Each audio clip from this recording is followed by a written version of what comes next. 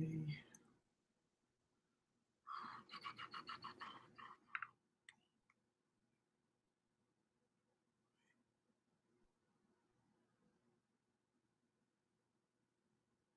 We back.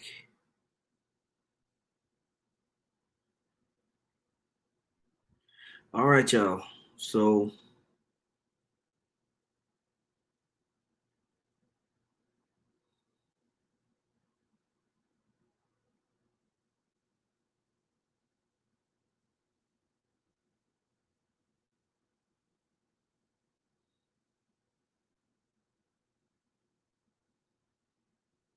all right, so we back, man. I'm on my hotspot here, so I'm gonna see if this works out. If it's just not working out, if the stream is whack, we'll shut it down, and then I'll try to come back tomorrow or whenever I can get back with Require Quam. He's setting up right now. He should be jumping on here in a second. But Lord willing, everything's all good, and we can go through the next half. If you haven't watched the first half, basically we're going through this Tucker Carlson, Vladimir Putin interview. We went through pretty much the first half of the interview, brought out the scriptures, prophecies that of concerning that. Now we're leading up into a part to where it's starting to lead into what Putin's feelings about the Nord Stream pipeline, U.S. propaganda and how they control the media. The U.S. dollar, BRICS nation, kind of more, leading into the economic type of thing. So the first half, was more kind of like military war, armaments, and this next half is more geoeconomics and how the beast system controls all of that. So we're going to see that on this side is going to be more economics, geoeconomics, and stuff like that. So we're coming into that half. But yeah, I was telling them, I don't know if you heard, but Required Calm, can you hear me? Gone up. Yeah, so this next half is going to be leading into the Nord Stream pipeline stuff and into BRICS nations, US dollar, all that type of stuff. So y'all got scriptures on that, have them on deck, and then we'll just go through the prophecies, okay? You know what? I want to start off with a scripture. I'm going to start off with Sirach 10 and 7. It says, pride is hateful before the Most High and man, and by both does one commit iniquity, because of unrighteous dealings, injuries, and riches got by deceit. The kingdom is translated from one people to another. Okay, and that's what we're gonna see, man, because this place has been set up. This empire, this Western Edomite empire, has been set up by unrighteous dealings, injuries, and riches gotten by deceit. What we're gonna see is an epic downfall. All right. We're coming into the time of Jacob's trouble. We're coming into the time of World War III. We're coming into the time of MOTB, which is going to usher in a new age on the earth, the age of the Israelites, the princes of God ruling. Okay, not Russia, not China, none of that. Do you have any comments? Because I'm gonna play this. Yeah, we can go straight into it. All right, so pretty much we're gonna listen to the next like 7-8 minutes straight because it's all juicy. We'll stop and make points from that point forward. You know where the CIA did it?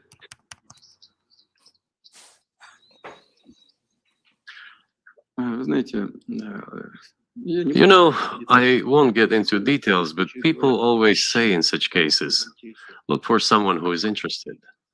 But in this case, we should not only look for someone who is interested, but also for someone who has abilities. Now he's talking about Nord Stream pipeline. Because there may be many people interested, but not all of them are capable of sinking to the bottom of the Baltic Sea and carrying out this explosion. These two components should be connected.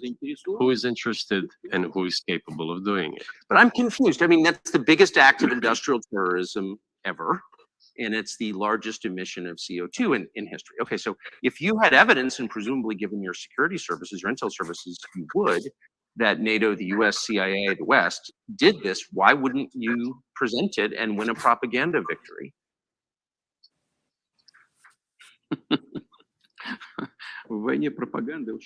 In the war of propaganda, it is very difficult to defeat the United States because the United States controls all the world's media and many European media.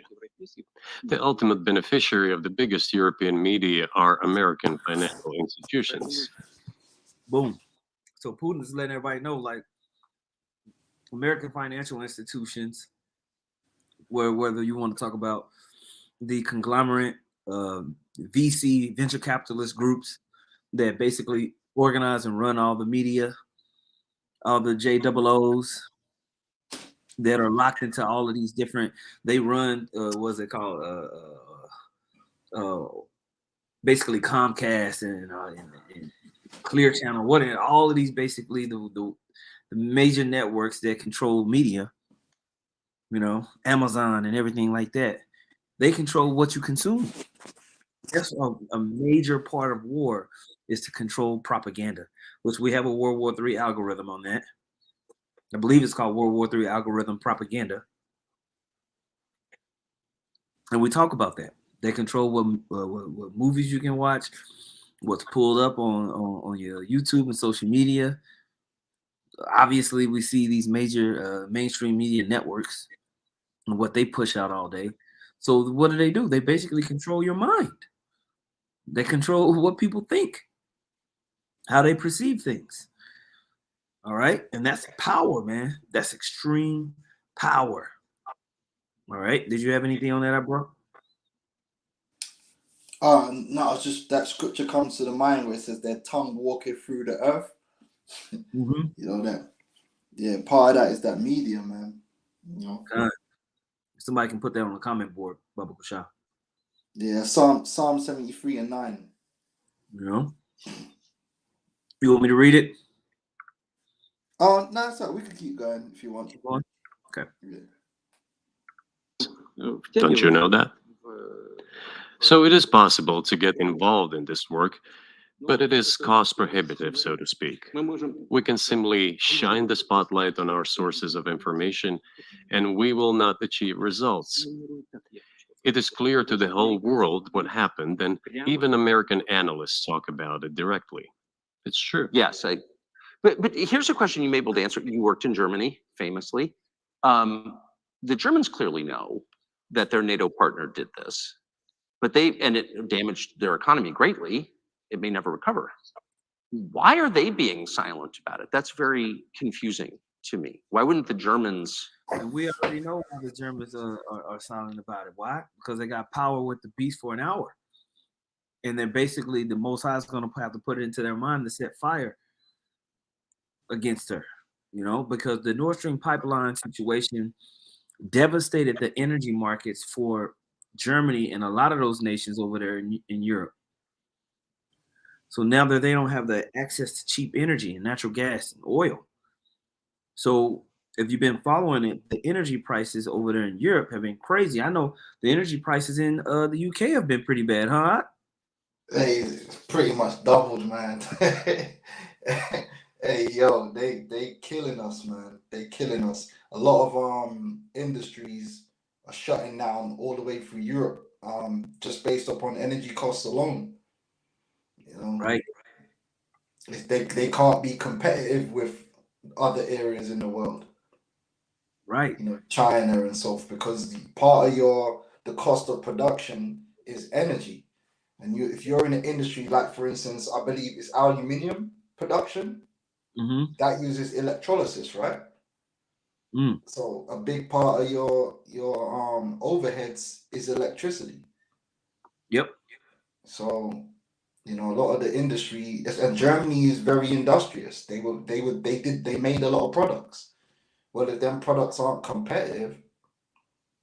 Yep. Because now it's costing more for them to produce, so that it makes their products more expensive in the market, which makes them less competitive against people who can make those same parts and products cheaper. So when you would get a German product, now you're gonna look somewhere else because of the inflated price due to energy increases. Okay, so that makes these other nations angry. They feel gypped, especially if they find out or they know, oh, the U.S. was in on this pipeline being destroyed, which ruined our economy. And on top of that, they're making money selling you liquefied gas at you know crazy prices. Mm-hmm. Mm-hmm. Yep. So when you read this, Revelation 17 and 12, it says, and the 10 horns which thou sawest are 10 kings, which have received no kingdom as yet, but receive power as kings for 1 hour with the beast. These have one mind and shall give their power and strength unto the beast. So yeah, they've become a confederate with each other in their World Trade Organization, in their NATO, within even the EU bloc. Okay, how they move and how they make money and function, they've given it over to the beast. But they have powers as kings to control, certain things and have certain authority and rulership. But they're not a kingdom. They're really underneath the hegemon of the whore that rideth upon the beast, which is America. All right, and all those chief families that run it. Mm-hmm. Now, when you skip down to verse 15, it says, and he saith unto me, the waters which thou sawest where the whore sitteth are peoples and multitudes and nations and tongues, right? And the 10 horns which thou sawest upon the beast, these shall hate the whore, and shall make her desolate and naked, and eat her flesh and burn her with fire. For the Most High have put in their hearts to fulfill his will. Now, we've been reading that from the first part. The Most High is in control, have put it in their hearts, put it in their minds to fulfill his will and to agree and give their kingdom unto the beast until the words of the Most High shall be fulfilled. Okay? And that leads into what? Revelation, the 18th chapter, which is the destruction of that great city, Mystery Babylon the Great. Okay? Now, he's going to get more into this. Did you have another point out? Was you trying to say something? No. We could keep going. We always say Germany, France, they always pop up and are always mentioned as being. Yeah, you're the one that brought that to my attention like years ago. Mm-hmm. And I think you went into the history of France and Russia. Right. When you go into it, since World War II, Germany and France have really kind of got the short end of the stick of a lot of the deals that was going on. Why? Because they were kind of in between. Politically, it makes sense for them to agree with the West, but economically, it doesn't. And you got to remember what happened in Germany after World War II. They were basically stripped of all their riches and they had to give it over to the JOOs. They still paying them. Mm-hmm. And a lot of the German people know that whole thing. I ain't gonna say what, but they know, they know. That's why they gotta make it illegal for you to say it. But a lot of them know, like, nah, this is some BS, man. Mm-hmm. And now they're seeing what these guys are doing over there in the land, and they're like, whoa. You know what I mean? Double standard. Mm-hmm. Straight up, man. Okay. Let me play this. Say something about it. Это тоже удивляет. This also confuses me. But today's German leadership is guided by the interests of the collective West rather than its national interests. Otherwise, it is difficult to explain the logic of their action or inaction. After all, it is not only about Nord Stream 1, which was blown up, and the Nord Stream 2 was damaged. But one pipe is safe and sound, and gas can be supplied to Europe through it. But Germany does not open it. We're ready, please. There's another route through Poland called Yamal Europe, which also allows for large flow. Poland has closed it, but Poland packs from the German hand. It receives money from the pan-European funds, and Germany is the main donor to these pan-European funds. Germany feeds Poland to a certain extent, and they close their route to Germany. Why? I don't understand. Ukraine, to which the Germans supply weapons and give money. Germany is the second sponsor of the United States in terms of financial aid to Ukraine. There are 2 gas routes through Ukraine. They simply closed one route. The Ukrainians open the second route and please get gas from Russia. They do not open it. Why don't the Germans say, look guys, we give you money and weapons, open up the valve, please let the gas from Russia pass through for us. Now, if y'all understanding this, there's two pipeline routes that flow through the Ukraine. One from I want to say Norway or something like that, and then the other one goes from Russia. But because of sanctions and politics and everything like that, the one that's going from Russia into Germany is being restricted or sanctioned. Why don't Germany, who gives money to the Ukraine and support them, say, hey, man, shoot, man, we need that energy. We need that cheap energy to help us out. It's clearly political. It's clearly a political reason why they're having to keep their mouth shut and not do what's necessary to help the German people live. Okay? Yeah, cost of living is crazy right now. Mm-hmm. Say it again. I was saying the cost of living is crazy right now. Yeah. You know? So you just because you mad at Mother Russia, you ruining the lives of your own people. And the policy of the West is antagonistic to the benefit of a lot of the Germans. Mm-hmm. This is what's going to lead to more political turmoil, which can lead to what? War. Take away a man's sandwich. And also sedition, because what you're seeing happening is that as these leaders are being forced by the powers that be to make, which that's really their job. The job of a politician is really to serve the interests of the elites and to sell the people agendas, which is ultimately against their own interests. However, there comes a point where the effects of these agendas get so bad it becomes difficult to sell. Mm-hmm. And we're starting to see that a lot in the political sphere, especially in Europe. The people are very divided and they're very skeptical about a lot of these policies because they're like, well, where's the benefit for us? Right. We're suffering here. Why are you not making moves to help us? So these politicians are stuck between a rock and a hard place. It's like they got to appease the people, but at the same time, they have to follow orders from, the hidden hand. Right. And it's getting stressful. Like I was, well, my mind's going blank. I was watching a video from one of the Arkham, and they were speaking about Keir Starmer over here in the UK, how he's starting to talk against the Israel. And the reason for that is the Labour government, a big part of their voter base is Muslims. Mm. Oh, and yeah. So because, you mentioned that. yeah, so because they the whole time they've been having to stay silent because we know what side of, they know what side of their bread gets buttered on. The Muslims are like, well, we ain't gonna vote for you no more. In fact, we're gonna set up our own parties in our areas and vote for them. Now, all that does is take away votes from Labour, which makes it even more unlikely that they could ever get back into power or have a strong group in the parliament.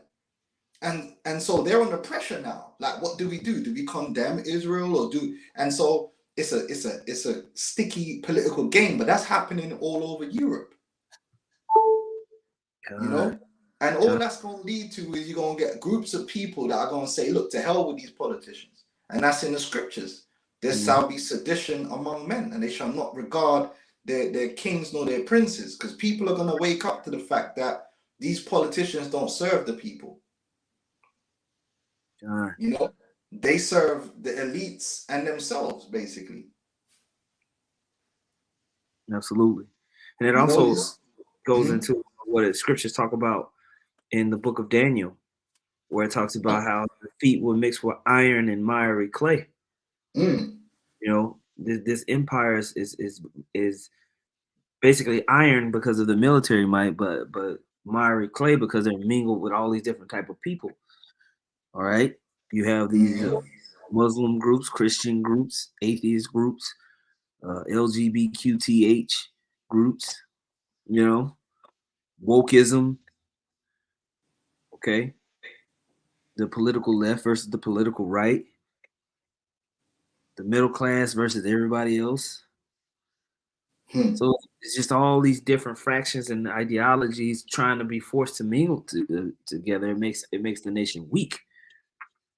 Now, when you when you listen to the beginning of this interview, Putin talks about how strong, basically, that Eastern Bloc was because they all believed the same thing, and they all was there under one, basically one unified political system. They were all one people. They all spoke Russian, and they were all like Orthodox Christian.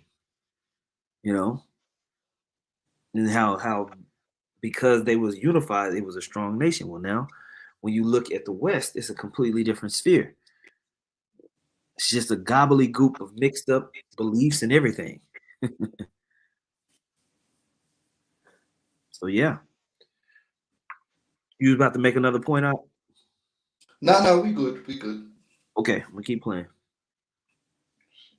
They're buying liquefied gas at exorbitant prices in Europe, which brings the level of our competitiveness and economy in general down to zero. Do you want us to give you money? Let us have the decent existence. Make money for our economy, because this is where the money we give you comes from. They refuse to do so. Why? Ask them. That is what is like in their heads. Those are highly incompetent people. Well, maybe the world is breaking it. They're hard headed. It don't make sense, man. It's true. Germany's supplying you with weapons, but you ain't opening up the gas pipeline so Germany can make money to pay for those weapons they're giving you. It's oh man. I like that Tucker's letting him cook. You know what I mean? Yeah. Well, he has to because you know where he at. Yeah. I was listening to Patrick Ben David, and he was like, you could tell Tucker was like, okay, this is on a whole nother level. You know what I'm saying? I'm not gonna argue with this dude because you can't. His knowledge of history, his knowledge of government, politics, economics is just it's on a whole nother level, bro. This dude been part of the KJB, been prime minister, president. He done been, you know. Yeah, I could see as well. Putin, he's mastered the art of politics because his demeanor is not. He ain't coming across aggressive. He's very articulate and he smiles and he chuckles. And he's confident. It's a confidence. It's like I know what the fuck I'm talking about. You know, and for his age, he's sharp. Sharp, man. You know, for his he knows age, how to control the narrative. You don't let Tucker lead the narrative. He will rearrange the question. Like, no, that's not how you ask that question. Yeah. I thought you said we were gonna do this. You know. Yeah. Imagine if it was Biden, man. Goodness gracious. Oh gosh, he'd be a bumbling idiot.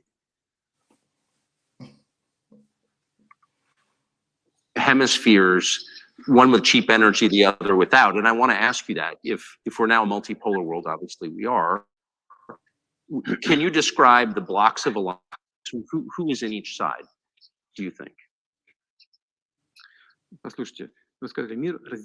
Listen, you have said that the world is breaking into two hemispheres. A human brain is divided into two hemispheres.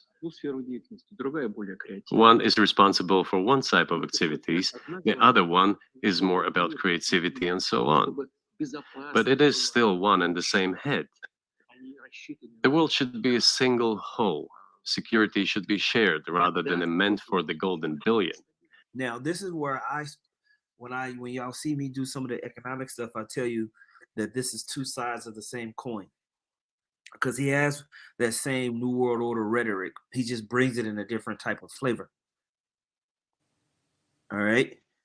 It's two sides of the same coin, but the end goal is the same place, which is a global governance that controls you.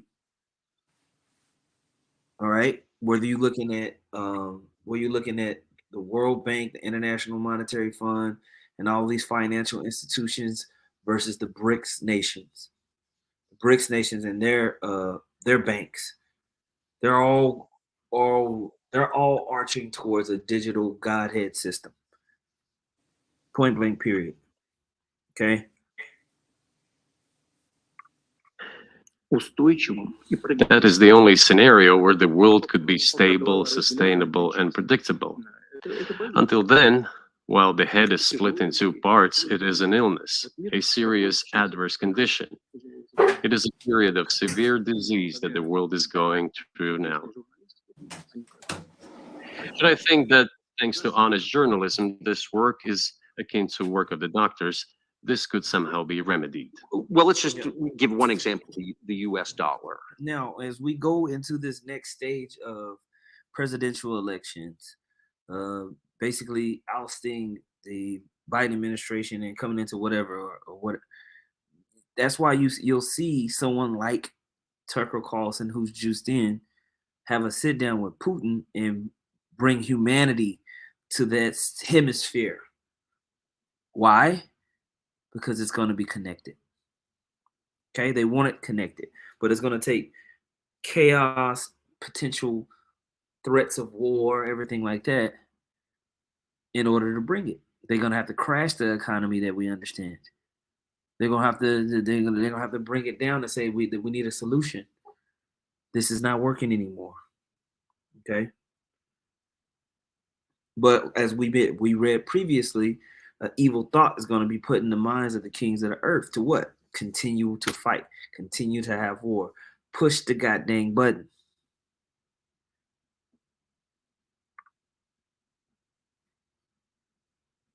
Which has kind of united the world in a lot of ways, not to your advantage, but certainly ours. Is that going away as the reserve currency, the universally accepted currency? How have sanctions, do you think, changed the dollar's place in the world?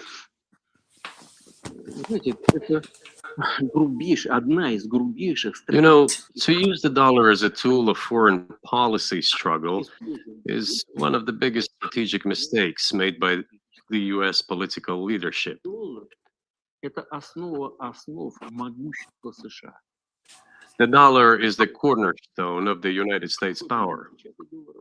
I think everyone understands very well that no matter how many dollars are printed, they're quickly dispersed all over the world.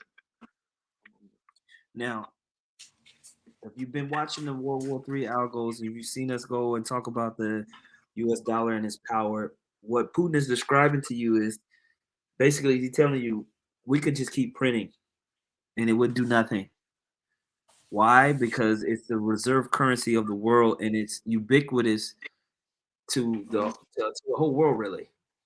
But he's about to say, he said to use the US dollar as a foreign policy tool was a mistake. And he's going to explain to you why he's saying what he's saying. All right. He's going to explain that to you. All right. But the US dollar, bro, we've never seen anything like it. Even the Roman denarii, nothing has compared to what the United States has been able to do with the dollar. Okay. Every nation is pretty much complicit on using it. But recently, within the last 5 years, there have been major moves with we'll call it the Eastern Bloc nations. They were forced to not use the dollar, which is curious. And if I could add to that as well, a lot of the reason why everyone uses the dollar is the infrastructure. The banking system that America and Europe developed surrounding the dollar, there's nothing that it can compare to it. So a lot of people talk about the yen, the yen does not have the infrastructure to become the world reserve currency There you go.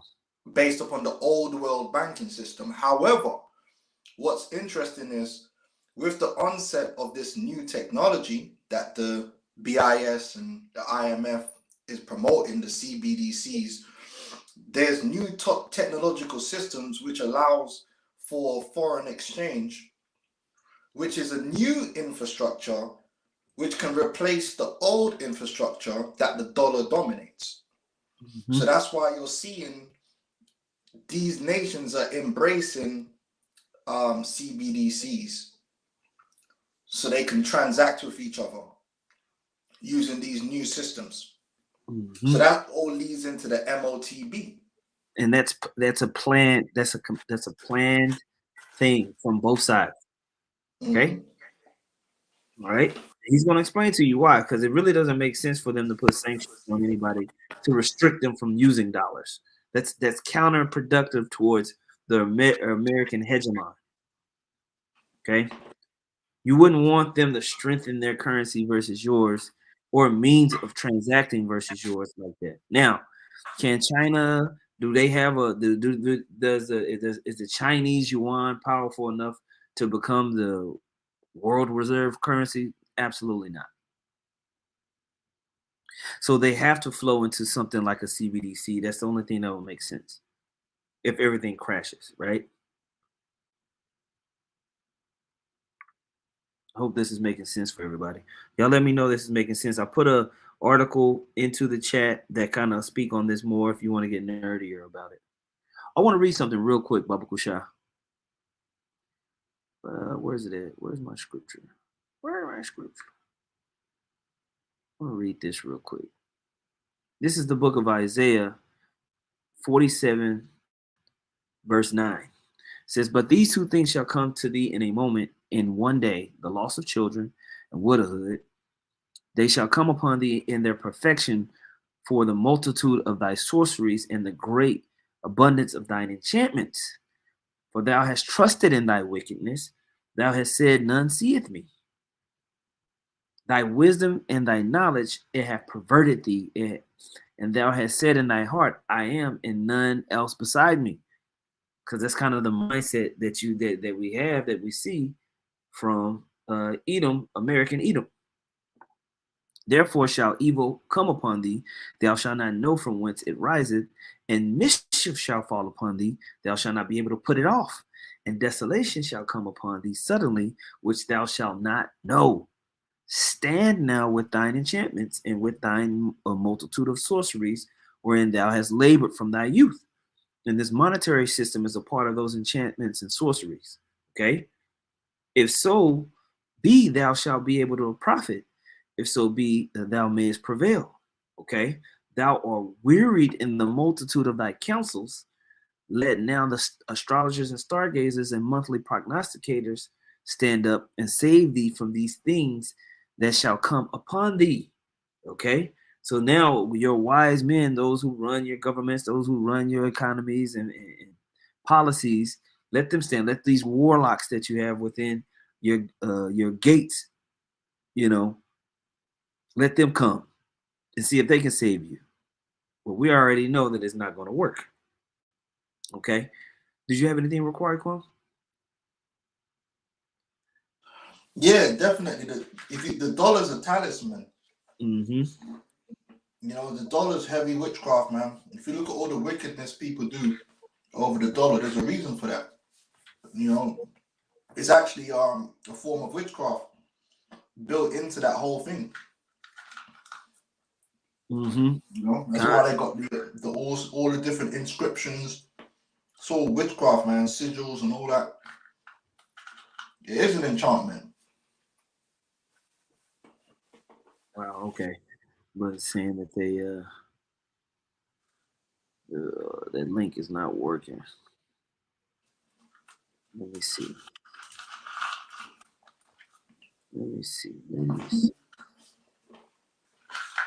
See, those sanctions have made it. When you go into this new financial system with the CBDCs, these CBDCs will give countries the ability to control their own currency and exchange at light speed with each other. But what it also does is it means that they don't have to hold dollars to do transactions. And so what Putin's talking about is the reason America is able to get away with the printing that they do is because most of the dollars go out into the world and are stuck in nostro-vostro accounts all over the world. That's how money moves. Yep. There's money just sitting in accounts, dollars, just loads of dollars, just sitting in accounts all over the world. If with these new systems that these countries have, like for instance, I'll give you an example. You might have a country like Indonesia, like you might say that's a poor country, but in order for them to do transactions around the world, they have to have nostro vostro accounts. So they have to have like say like let's just put a random number, 100 million in dollars in another country, 100 in another country, and 100 in another country. That's how they're able to balance their books and make transactions backward and forward. But that capital is not doing anything. That capital has to sit in those bank accounts for the purpose of transactions. That's called correspondent banking. That's how they were able to put sanctions on the Russians and take the Russian dollars or take the Russian euros, because the Russians have to keep that capital in that foreign bank. Right. So it's in their foreign bank, which is regulated by the SWIFT systems overall. Right. So but SWIFT, I'm sorry. Go ahead. No, but the point I was making is there's a lot, that money is not actually doing anything. So for a country like Indonesia, what a CBDC can do for them is if they can exchange their money cross-border instantly using a CBDC system, that means they don't need to store dollars in that country to perform the same task. That's what the old system does. Which then that means if you got 100 billion in an account that you don't need to use for foreign exchange anymore, you can spend it straight away. You've got money to use. A lot of these countries have more money than you think. It's just that for them, the money has to be stuck in foreign accounts. An account that they don't even control. They don't control it. They can't use it because it's needed. That's how the old banking system works. A lot of the money is static, or it can't be used to buy and sell. It's literally illiquid. Yeah, it's just for correspondent banking, basically. So with this new system coming with the CBDCs, what that will allow is countries will be able to get rid of a lot of their dollar reserves because they won't need them. You won't need dollar reserves if you can use your own CBDC to directly exchange with another country, which is what you're seeing. Russia directly exchanging with China, directly exchanging. So what does that mean in the end? All these dollars that are sitting there doing nothing, so therefore they're not inflating anything. Do you understand? The money only inflates the system if it's in circulation. Like if I print $1 trillion and just put it in a bank account, don't do nothing with it, or it's not buying or selling anything, it doesn't affect inflation. It's when I start spending it, it affects because it's circulating. And so this is what you're going to start seeing. You're going to start seeing these countries reducing their reserve amounts because they don't need it no more. See? Then all the dollars are going to go back to America. That's where you get crazy inflation. God. You see? And that's what he's talking about. They can print it and then the dollars just go out into the world. Okay. So look at this article. You guys can type it in. It says SWIFT preparing for a future where CBDCs make old standards obsolete. That's what the brother required form is going into. All right. Now it says, I'm just going to read the takeaways. I'm not going to read the whole thing. It says SWIFT protocols are central to the legacy global payments infrastructure. Now, as countries around the world embrace CBDCs, the organization is exploring how they will interconnect. By exploring CBDC interoperability today, SWIFT could secure a continued role for itself. And so it's just going to merge all these interbanking messaging systems that allow you to basically execute payments cross borders, to where you say, okay, I'm sending this over here, this oil over here, or I'm sending this grain over here, whatever it is. Okay, this is the way the earth is being ran. This is critical rulership. Okay, point blank period. Rulership and the controlling of world resources go hand in hand. Okay. Yeah. What they did, just real quick, I know what they No, did with Russia is, for the first time in history, they confiscated another major country's assets. That sent a signal around the world that your dollars aren't safe. If America don't like you, they will just take your money, because your money is sitting in their banks around the world. That's why they're like, whoa, I better just use my own CBDC. That's right. So if I do any exchange, it happens quickly and I go back into my own money. I don't want to hold dollars, man, because this guy could just steal your money. That's what they did to Russia. They just took their money. That's right. So they destroyed their own system. There's no trust. God. All right, here we go. 3%, примерно 3-4, что ли. Вот. Приемлемо для США абсолютно. Inflation in the United States is minimal. It's about 3 or 3.4%, which is, I think, totally acceptable for the US. But they won't stop printing. What does the debt of $33 trillion tell us about? It is about the emission. Как только политическое руководство приняло решение использовать доллар в качестве инструмента политической борьбы. Nevertheless, it is the main weapon used by the United States to preserve its power across the world. As soon as the political leadership decided to use the US dollar as a tool of political struggle, a blow was dealt to this American power. I would not like to use any strong language, but it is a stupid thing to do and a grave mistake.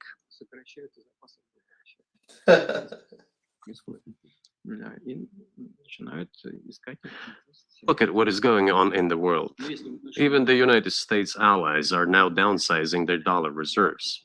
Seeing this, everyone starts looking for ways to protect themselves. Right. So what is he saying? Let me try to explain this the best I can. The United States dollar is the measurement or the tool all around the world to transact. Is how you trade your goods and services from one country to the next. That allows for the US currency to be mighty and strong. That allows us here as Americans to be able to buy goods around the earth for cheap relative to our currency strength. When the United States started to use sanctioning measures or restricting people from using the United States dollar in order to transact, you put it into the minds of all the other nations that, oh, snap, at any moment, they can just shut us out the system. We need to make sure that we can operate outside the United States dollar system. That's one thing.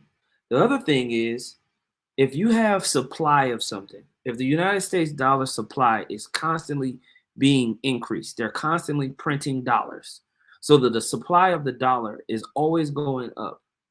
But if you restrict the demand by making people not be able to use it, what does that do to the value of what you're creating? It brings it down. It makes the dollar weaker because you have an increased supply and decreased demand. I always use shoes. If I have 1,000 Jordans and 3,000 people want the Jordans, people are going to fight, and the price for the Jordans are going to go up. But if I have 3,000 Jordans and only 1,000 people want them, you'll probably end up selling them for cheaper. Okay? This is what's happening to the US dollar. As money printing is continuously going up and they restrict people in the market from using it, that's bringing the value of the dollar down. Simultaneously, people are starting to figure out, let me at least have alternative means from using the US dollar, further reducing its demand in the market, further bringing down the value.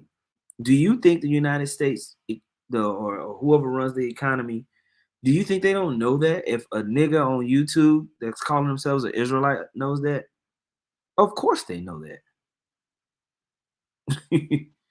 So it makes you have a question mark over your head. Why? Why would they do that?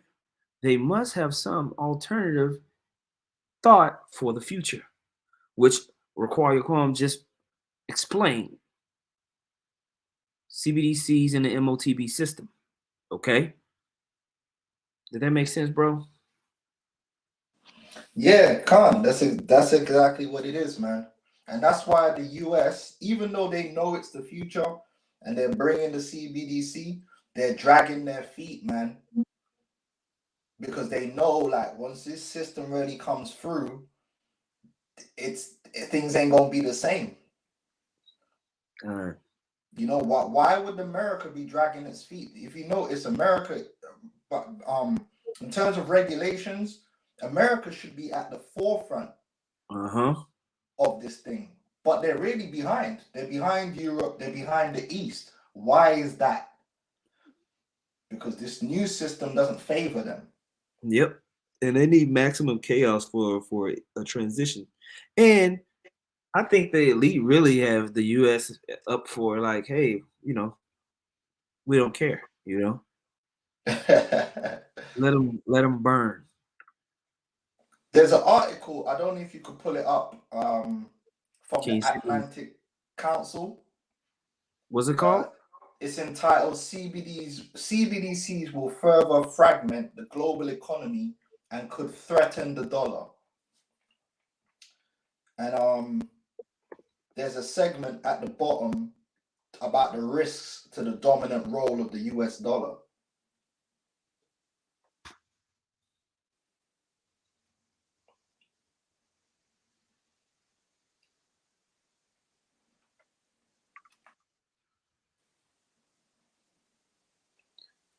Right. This is November 16th, actually, 2023. CBDCs will further fragment the global economy and could threaten the dollar. You want me to skip down to the bottom? Yeah, down to the bottom, there's a piece where it goes into the risk to the dollar hegemony. All right. Risk to the dominant role of the US dollar. CBDC fragmentation creates a significant risk that the US dollar will experience a gradual diminution of its current prominent role in the international financial and payment systems, which that's what they want.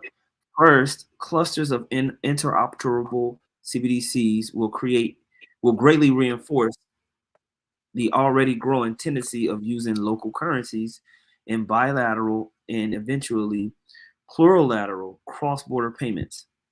At present, the dominant role of the US dollar remains unchallenged, accounting for 85% of the $7.5 trillion in global foreign exchange daily trading turnover.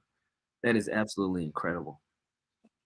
Increased interoperability among national CBDCs will reduce reliance on the US dollar as an intermediary currency in executing exchanges between pairs of currencies. See? As Hong Kong Monetary Authority Chief Executive Yu recently observed in an, it says, Aishin +3, talking about South Korea, Japan, China, conference with the Bank of Finland, the question is when, not whether interoperable CBDC local currencies will reduce the use of major reserve currencies. Yep. There won't be no need for it. The new technological system doesn't really need reserve currencies. Yeah. It doesn't need it. You know? Yeah. So yeah. That's where we're heading, you know, and that's all part of the MOTB system. But it also plays into America's loss of financial power in the world. And once you lose that financial power, what you got left? Chaos. Wow. Absolute mayhem that the scriptures prescribe. So, you know, we see this happening. It would be absolute, and it wouldn't just be chaos for the United States. It would be chaos for all of the West that have been sucking the teeth of America. All right. And this is why you see this collapse economically, it's literally juxtaposition or connected to World War III. Okay. And all of these conglomerate nations going to war, like we read in the book of Obadiah. Okay. Want to continue on, okay? Khan. But the fact that the United States applies restrictive measures to certain countries, such as placing restrictions on transactions, freezing assets, etc., causes grave concern and sends a signal to the whole world. What did we have here? Until 2022, about 80% of Russian foreign trade transactions were made in US dollars and euros.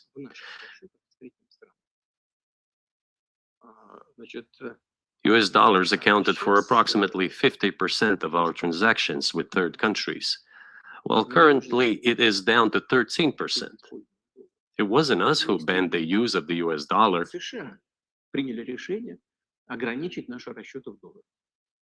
We had no such intention. It was decision of the United States to restrict our transactions in US dollars.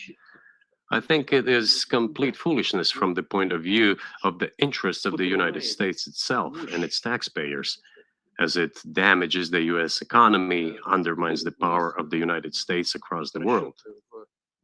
By the way, our transactions in yuan accounted for about 3%. Today, 34% of our transactions are made in rubles and about as much, a little over 34% in yuan. Why did the United States do this? My only guess is self-conceit. They probably Basically, he's saying my only guess is pride. thought it would lead to full You have something you about to say, bro? Oh, that was Tucker. collapse, but nothing collapsed. Moreover, other countries, including oil producers, are thinking of and already accepting payments for oil in yuan. Do you even realize what is going on or not? Does anyone in the United States realize this? What are you doing? You are cutting yourself off. All experts say this. Boom. Boom. That makes me want to read this real quick. Obadiah 1 says, the vision of Obadiah, thus said the Lord power concerning Edom. We have heard a rumor from the Lord, and an ambassador is sent among the heathen. Arise ye, and let us rise up against her in battle. Behold, I have made thee small among the heathen. Thou art greatly despised. The pride of thine heart hath deceived thee. Thou that dwellest in the clefts of the rock, whose habitation is high, that saith in his heart, who shall bring me down to the ground? Though thou exalt thyself as the eagle, though thou set thy nest among the stars, thence will I bring thee down, saith the Lord. If thieves came to thee, if robbers by night, how art thou cut off? Would they have not stolen till they had enough?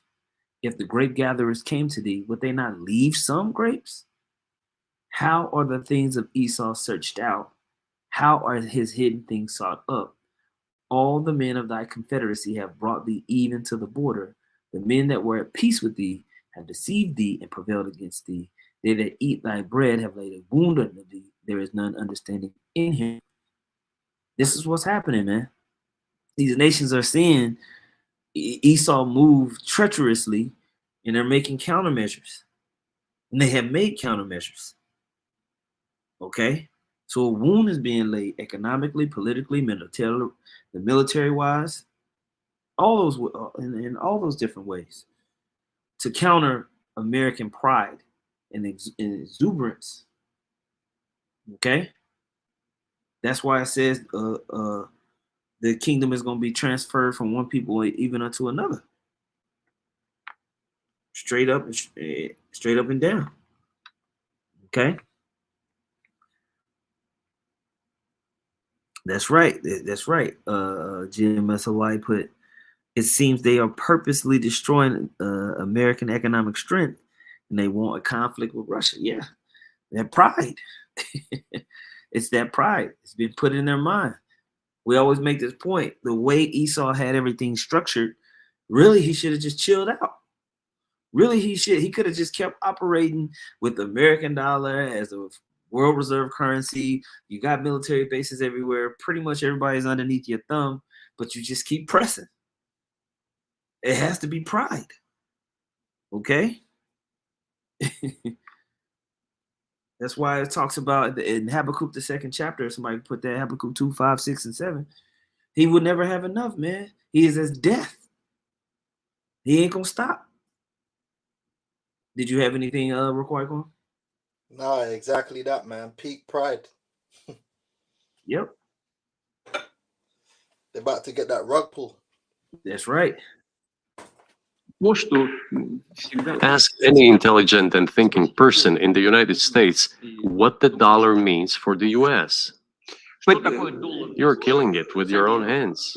I think that's I think that's a fair assessment. The question is what comes next, and maybe you trade one colonial power for another, much less sentimental and forgiving colonial power. I mean, is the BRICS, for example, in danger of being completely dominated by the Chinese economy in a way that's not good for their sovereignty?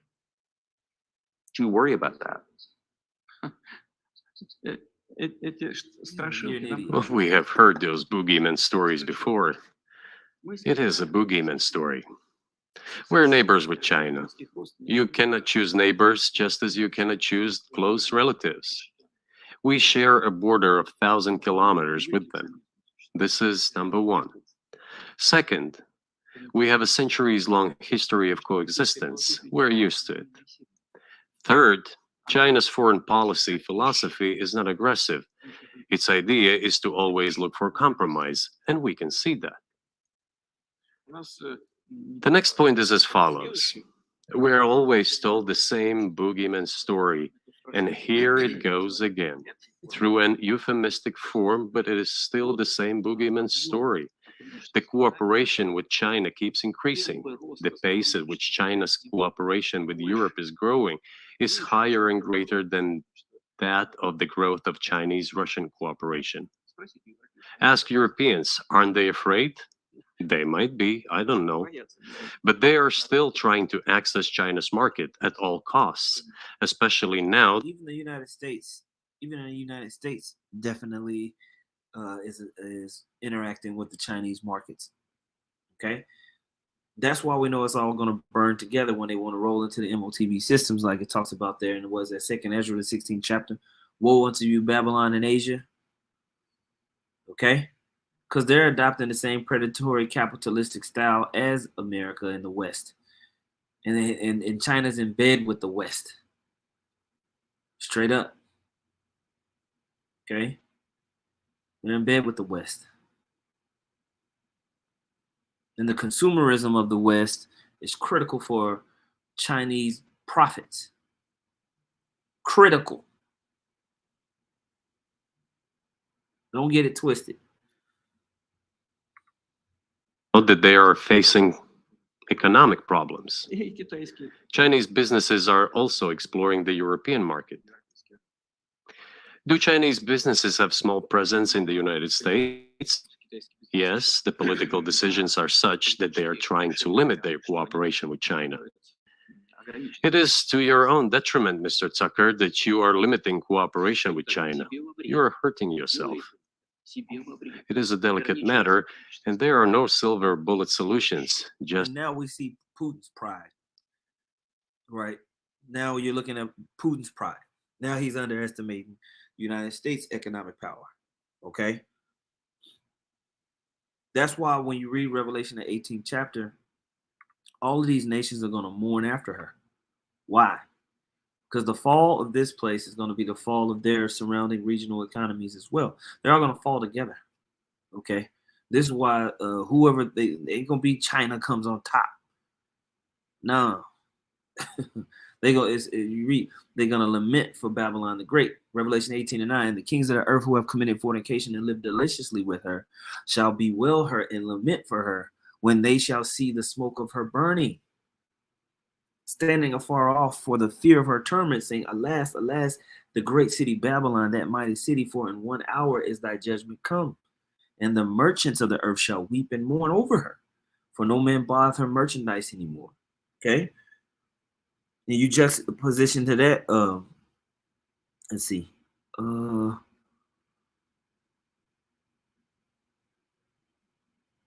Okay, the brother GMS Australia put it into the chat. The water. That's it. It's 2nd Ezra 15. 2nd Ezra 15 and 46. And thou, Asia, that are partaker of the hope of Babylon, that's that fornication. And are the glory of her person, woe be unto thee, thou rich, because thou hast made thyself like unto her, and hast decked thy daughters in whoredom, that they might please and glory in thy lovers. Right? You know, I'm pretty sure the brother put up the rest. But, you know, when you read that scripture, basically, it's the downfall of all of those economies at once. Okay? So this whole enterprise is a grave mistake. This whole system is a grave mistake. Not just the United States and its pride. Putin's pride, too, is a grave mistake. All of you are going to be washed over in blood, fire and brimstone, according to the scripture. We're going to see this whole thing fall on itself. There ain't going to be no getting out of it, man. Through, as we like to say. All right? Completely finished. All right? And we're gonna praise the Lord for it. We're going to get it in the GNT. I just want to see what it says. All right. Skip down to verse 48. 2nd Ezra 15:48. Because thou have imitated that vile prostitute, that whore that rideth upon the beast, and everything she has done or planned, the Most High has this to say: I will send disasters upon you. I will make you a widow and send poverty, famine, war, and epidemics to destroy your homes and bring ruin and death. The power of which you boast will wither like a flower when the burning heat is set upon you. You will be a wretched, weak woman, so bruised, beaten, and wounded that you will no longer attract your wealthy lovers. Okay? So that's what we're gonna see. Did you have anything with Corey Corn? No, we're good on that, man. Yeah, that's exactly it, man. They finished. I don't know if you heard. I think Evergrande just had to close up, get liquidated. Really? Huh. Yeah, their system's a mess. China's system ain't what people think it is. Yeah. That thing's ready to implode. There's like especially their housing market. Because what they did was to artificially pump their economy. Instead of getting people to take out retirement plans, they got everyone to buy second and third homes. Yeah. So that's why you got a lot of ghost cities in China. It's just ghost city sitting there. But that whole thing is a bubble. So the house prices are gonna collapse, and Evergrande is part of that because they're like basically a big if I'm not mistaken, Evergrande is a big estate. What do they call it? They're involved in construction and that. Oh, okay. Yeah, okay. so that's why they're going belly up, man. And it's gonna trickle down to other places as well. It's big in like infrastructure, real estate, infrastructure development. Yeah. I got one more clip and then we can wrap it up, big homie. Can't. We'll play this real quick.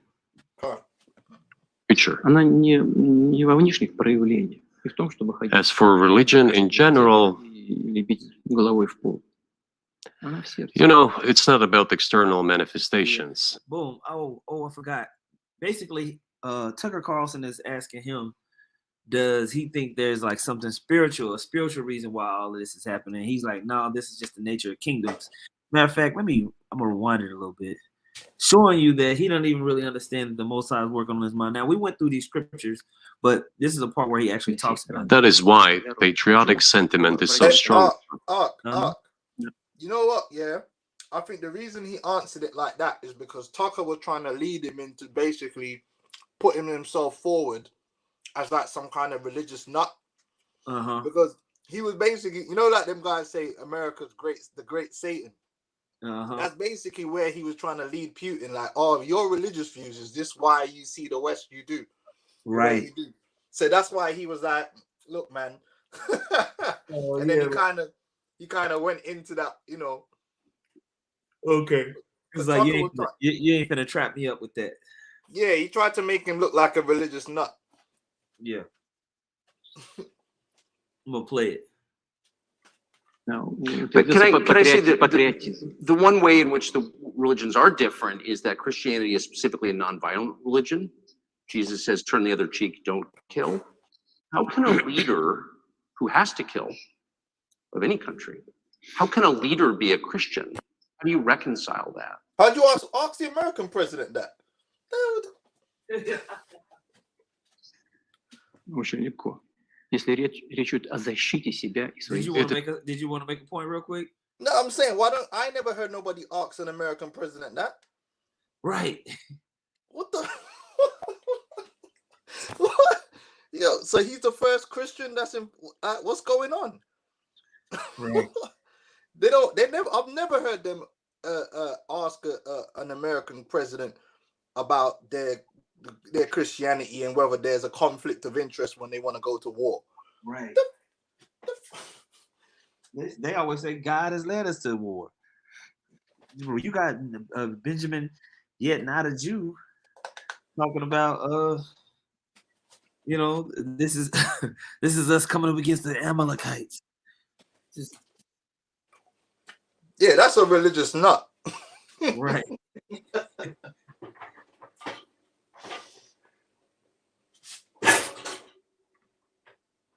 This is very easy when it comes to protecting oneself and one's family, one's homeland. We won't attack anyone. When did the developments in Ukraine start? Since the coup d'etat and the hostilities in Donbass began, that's when they started. And we're protecting our people, ourselves, our homeland, and our future. As for religion in general, you know, it's not about external manifestations. It's not about going to church every day or banging your head on the floor. It is in the heart. And our culture is so human-oriented. Dostoevsky, who was very well known in the West and the genius of Russian culture, Russian literature, spoke a lot about this, about the Russian soul. Русский человек, российский человек, он думает больше о вечном, он думает больше о ценности. After all, Western society is more pragmatic. Russian people think more about the eternal, about moral values. I don't know, maybe you won't agree with me, but Western culture is more pragmatic after all.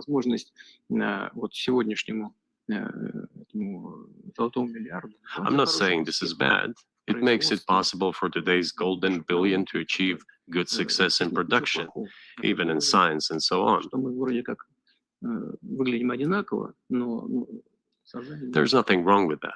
I'm just saying that we kind of look the same. So do you see the supernatural at work as you look out across what's happening in the world now? Do you see God at work? Do you ever think to yourself, these are forces that are not human? Нет, я, честно говоря, так не думаю. Я думаю о том, что No, to be honest, I don't think so. развивается вот по своим внутренним. My opinion is that And I don't think he's being honest. the development of the world community is in accordance with the inherent laws, and those laws are what they are. Так было всегда в истории человечества. It's always been this way in the history of mankind. Some nations and countries rose, became stronger and more numerous, and then left the international stage, losing the status they had accustomed to. There's probably no need for me to give examples, but we could start with the Genghis Khan and horde conquerors, the Golden Horde, and then end with the Roman Empire. It seems that there has never been anything like the Roman Empire in the history of mankind. Nevertheless, the potential of the barbarians gradually grew, as did their population. In general, the barbarians were getting stronger and begun to develop economically, as we would. Now, if you're paying attention, he's comparing, and he alluded to this multiple times throughout the interview. He is comparing them in the BRICS nation to the barbarian hordes, to the barbarians that basically took down Rome. Okay, but he's being slick about it. All right. Would say today. This eventually led to the collapse of the Roman Empire and the regime imposed by the Romans. However, it took 5 centuries for the Roman Empire to fall apart. The difference with what is happening now is that all the processes of change are happening at a much faster pace than in Roman times. Rifle. Fire. You see that? Shots fired. Shots fired, bro. Rifle behavior. The scripture said, behold, I come quickly, And so he's saying basically, the ancient Roman Empire, it lasted for this long. But this time, and now it's coming down much faster. We see in the collapse of this empire, which he likened unto Rome, which is this the second part of Rome, which we read about in Revelation 13th chapter. Okay, going down much faster. Okay, scripture said that third woe coming quickly. Yeah. Brother said, Tucker looked a little bit shook right there. He did, didn't he? He did. Nevertheless, the potential of the barbarians gradually grew, as did their population. In general, the barbarians were getting stronger and begun to develop economically, as we would say today. This eventually led to the collapse of the Roman Empire and the regime imposed by the Romans. However, it took 5 centuries for the Roman Empire to fall apart. The difference with what is happening now is that all the processes of change are happening at a much faster pace than in Roman times. So when So yeah, man, I just wanted to make sure to play that part because it really just highlights the seriousness of the matter is that this man is getting ready to go down, And I felt like this was a good interview. They go into a couple more things if you brothers haven't, go finish it. But to me, those are some of the best highlights where it locked right in with the scriptures. Really, a lot of stuff he said locked in with the scriptures. Good history lessons. Yeah, if you want to listen and go back and kind of check some of the history that he talked about, going back over centuries, man. But did you have any other things that you wanted to bring out? If I may, bro, can I get a couple of scriptures out of Job 12 just based upon what he brought out just now? Absolutely. Because Vladimir Prudent, man, he in the sit down right now. He going in. Yeah, so this is Job the 12th chapter, verse 16. It says, with him is strength and wisdom, the deceived and the deceiver are his. So the Lord's got these elites under control, man. They don't even know it. He said, he leadeth counselors away spoiled and maketh the judges fools. All right. There's always throughout history, people think they're smarter than everyone else, especially when you're on top of the game. I don't care if you went to, I don't care where, ancient Persia, when they were on top of the game, they thought they had it all figured out. They thought they were the smartest. They're running the game. Then they got led away spoiled. That's just how it is. He looseth the bond of kings and girdeth their loins with a girdle. He leadeth princes away spoiled and overthroweth the mighty. That's been the way of history. It's really because of the Lord. The Lord putteth up one and putteth down another. And Esau and America ain't no different. They're not exempt from the will of Yahweh Hashem Yahushua. Their witchcraft, their wisdom, none of that makes them, their weapons, that doesn't make them exempt. They're no different than the Babylonians with their spears and chariots. They're no different. They're still men. Yeah? It says, he removeth away the speech of the trusty and taketh away the understanding of the aged. Hey, that's Biden. Yeah. He poureth contempt upon princes and weakeneth the strength of the mighty. And we're seeing that with America. They're getting weakened. He discovereth deep things out of the darkness and bringeth out the light, or out to light the shadow of death. He increaseth the nations, right? America had that growth since the turn of the century, World War I, World War II, and onwards. America's just been going in. But just like every boxer, there comes that time where you're gonna get knocked out. You old, right? He increaseth the nations and destroyeth them. He enlargeth the nations and straighteneth them again. He taketh away the heart of the chief of the people of the earth. that's Biden again. And causeth them to wander in the wilderness where there is no way. They grope in the dark without light, and he maketh them to stagger like a drunken man. And that's why throughout history, if you ever watch these documentaries about when these kingdoms go down, they always start doing crazy stuff, out of their pride. And they're like, well, why did they do that? That was a mistake. They start doing stupid shit. Yeah, because the Lord take away all wisdom. Their pride confounds them. That's right. And then they go down, and we're seeing it happen all over again. Like Esau thinks he's too smart. And the minute you think you got it all figured out, that's when your end comes. Because you lack humility. God. Beautiful. Beautiful. So, hey, man, this is I'm so excited, man. I love this stuff, man. Yeah. This is what gets me excited, man, because the word of the Lord is playing out perfectly, man. And you can see it working on the minds of these nations, minds of these leaders, minds even of the elite. And they don't even understand it. They playing into the Most High's hands, man. Jeez. This is beautiful, man. The Algo, the Lord's Algo. That's right.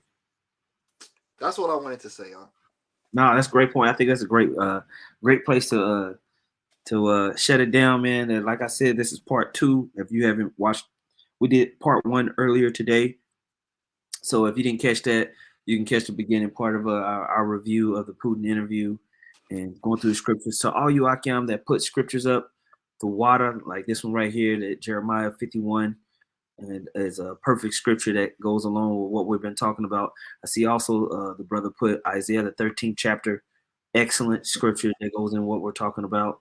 And so, but I appreciate all you Akim tuning in and showing up.